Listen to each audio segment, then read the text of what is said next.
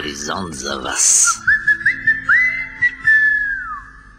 Гледали ли сте филма "Повелителят на конете" с Робърт Редфорд? Снощи по канал 1 на Българската национална телевизия, ако сте имали късмета да го видите, ще разберете защо сега правя аналогия с него и това, за което ще ви разкажа. За изкуството на естествените взаимоотношения между човека и коня. Счита се, че негов основател на това изкуство е ирландецът Даниел Саливан, който е живял през втората половина на 18 век. Той работил с травмирани или претърпели инцидент коне, които са били обявявани за агресивни и общо взето неподатливи на обучение. Не казвал как точно работи с тях, но тихичко им говорил и го нарекли шепнещият. Днес изкуството Natural Horsemanship, което ще рече именно естествени взаимоотношения между хора и коне, има много последователи, защото е абсолютно доказано, че влияе благотворно върху хората. Трима българи, с които сега ще ви запозная: Анна Елазарова, съпругът и Веселин Герджиков и Александър Пенев, са събрани именно заради тази идея, тази страст, която носи името Адгор. Това не е обикновена конна база, а място, където хората се учат на естествени взаимоотношения с конете, такива каквито са ни завещани още от древните българи. Всичко започва от една детска мечта на Ани и Веско, които пък случайно, ако има случайности, срещнали Сашо, който 9 години е живял и работил сред професионални каубои.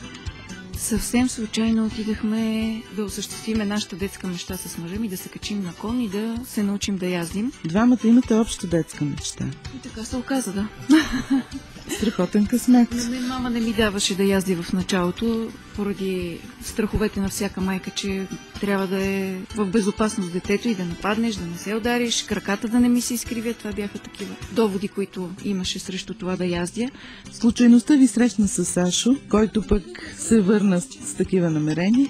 Да яздим, но това, което открихме в него, за мен е един талант, който не бива да бъде пропиляван. И решихме, че трябва да има такова място, на което и той да се изяви, да научи нас, ние съответно да научим още хора как да се държат и хуманно, и разбиращо, ако щете, и психологията на коня, за да може да се работи по един друг начин, непознат в България, за съжаление. Да го покажем на повече хора. Ние не предлагаме традиционната езда. И всъщност основният виновник да създадем такова място като конна база горе Сашо. Защото ние с жена ми сме обикаляли по доста конни бази и никъде не сме видяли нито такова отношение към конете, нито такова отношение към хората, които действително имат интерес към конете, към това да се научат да работят с конете и да яздят по начин, който е много близък до самото животно, начин, който се основава не на силово управление на животното, ами на едно доверие и на един респект на коня от човека, но по този начин не е налаган силово. По-скоро партньорство между човека и коня. И всъщност основното, което предлагаме тук, на базата на което се опитваме да градиме името си, е точно тези естествени взаимоотношения и точно това коня да може да има доверието към човека и да изпълнява това, което иска човека, без насилствените методи. Сашо посреща гостите в конна база Адгор по един много любопитен, много атрактивен начин. Той наистина прилича на истински каубой. Личи си, че е живял дълго време сред каубои, но по-важно е друго, че когато се завръща в България, осъществява голямата си цел, а именно да развива и разпространява изкуството на естествените взаимоотношения между човека и коня. Тренировките и на конете са свързани най-вече с това, както конете се работят в стадно общество. Тъй като те гледат на хората като на част от стадото, ние използваме това. Конете гледат на треньорите, на вездачите, на хората, които се занимават с тях.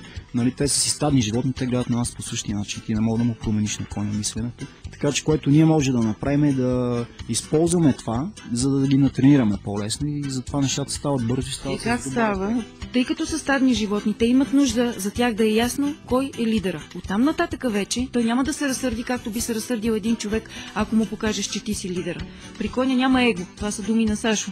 Ако покажеш кой е лидер, оттам нататък той те следва. Но ако ти му дадеш възможност той да бъде лидера, това също може да бъде проблем. За да го направите това нещо, вие трябва доста добре да познавате психиката, мисленето, навиците на коня, защото това е много специално животно. Откъде вие го знаете?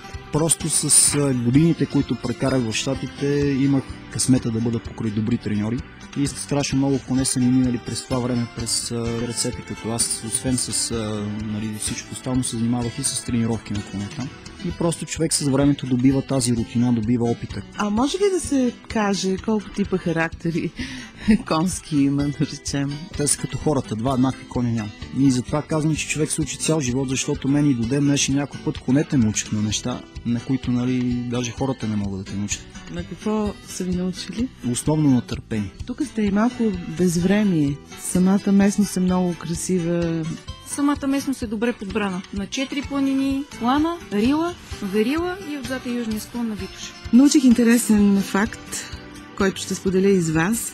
Ако решите да се учите на езда и правите първите си крачки към коня, в никакъв случай не му позволявайте да се обърне с гръб към вас, защото тогава вие признавате, че сте по-слаб от него и той ще загуби вашето уважение. Човекът, който иска да се научи да се занимава с коне, той трябва да усеща коня. Като е на гърба на коня или когато е около коня и работи от земя с него, той трябва да мисли една крачка преди коня. Да е наясно с това какво ще последва, какво ще направи коня след малко. И ако иска да направи това нещо и човека, и коня, да му го позволи. А ако не иска да го направи, да го парира преди да го е направил. Това е важно, познаването на поведението на коня, на отношението и на характера на всяко животно или на животното, с което работиш. Учим и самите животни и самите хора как да се разбират, как да се опознават по-добре. Как се казваш? Александър Василинов Герджиков. Какво правите тук?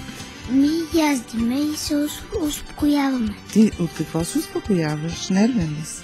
Не, просто ми е приятно да яздя. Препускаш ли? Много често препускам с моя кон. Останка. Питам, Сашо, какво е чувството, когато общува с коня? Чувството е на партньорство, защото лично аз не гледам на конете като домашни любимци. Нашите митове по отношение на конете ги разби Сашо още тогава, когато се запознахме и когато започнахме да се учим при него. Така че започвайки тук вече нямаше такива митове за конете. Честно казвам, аз не съм на мнението, че е благородно животно. Коня има респект към човека и уважение към човека, ако човека може да му го покаже. Иначе той може да мине през тебе, да те стъпче или да те ухапе, ако ти не знаеш как да се държиш към него. Коня не е злопаметен, стига да не издевателстваш постоянно над него, да не му причиняваш постоянно някакво зло, да не го биеш. Запитвали ли сте се какви са имената, с които се кръщават конете? Имената на чистопородните кончета на арабски, на английски обикновено са първата буква да носи от името на таткото и да се съдържа първата буква от името на майката в самото име на кончето. И какви са сега вашите имена тук? И имаме Зампано, тъй като татко му е Замък, майка му е Петя, татко му е чистокръвен арабин, а майка му е Хафлингер. Имаме, да речем, от Магер и Галика, Магия се казва кончето. Има някои правила просто, които трябва да се спазват.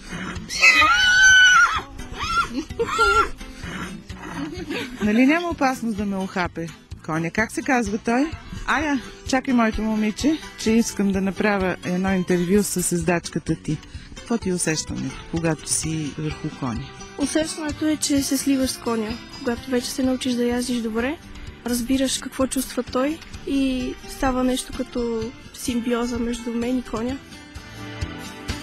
Това каза Симеона Герджикова. Ще я поздравим и нея, и всички вие, които сте се обадили.